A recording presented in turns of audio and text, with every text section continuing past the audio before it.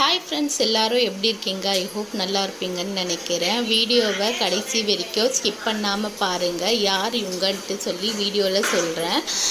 Videos எல்லாம் எப்படி இருக்குன்னு சொல்லி கம்பல்சரியாக கமெண்ட் பண்ணி சொல்லுங்கள் ஃப்ரெண்ட்ஸ். என்னை இன்ஸ்டாலேயும் ஃபேஸ்புக்லேயும் ஃபாலோ பண்ண மறந்துடாதீங்க.